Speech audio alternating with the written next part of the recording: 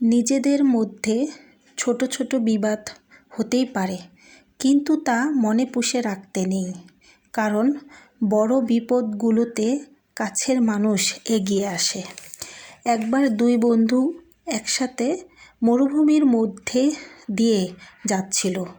তারা চলতে চলতে দুই বন্ধুর মধ্যে কথা কাটাকাটি হলো। এক পর্যায়ে প্রথম বন্ধু দ্বিতীয় বন্ধুটিকে একটি চড় মারল।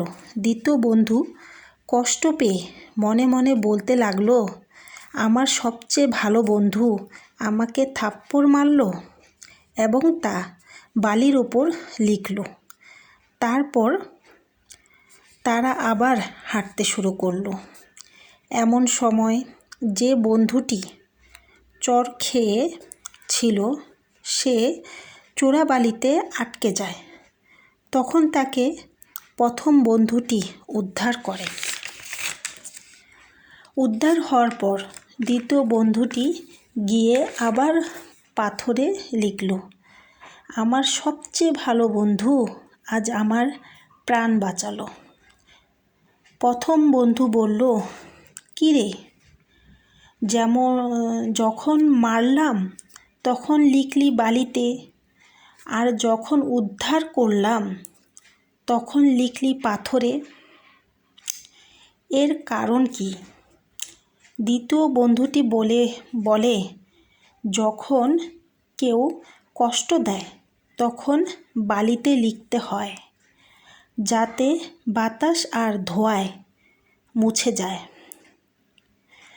আর যখন কেউ উপকার করে তখন লিখতে হয় পাথরে, যাতে মুছে না, সারা জীবন লেখাটা থেকে যায়, আমাদেরকে মনে করিয়ে দেয়। যখনই আমরা লেখাটা দেখতে পাবো তখনই যেন আমরা উপকারের কথা মনে করতে পারি।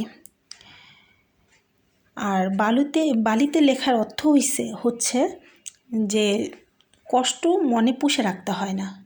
নিজেদের মধ্যে ছোট ছোট অনেক বিপদ আসবে, হতেই পারে, কিন্তু তা মনে পুষে রাখতে নেই, কারণ বড় বিপদগুলোতে কাছের মানুষই এগিয়ে আসে। তখন কাছের মানুষগুলোই উপকার করে, দূরের মানুষ আসে না।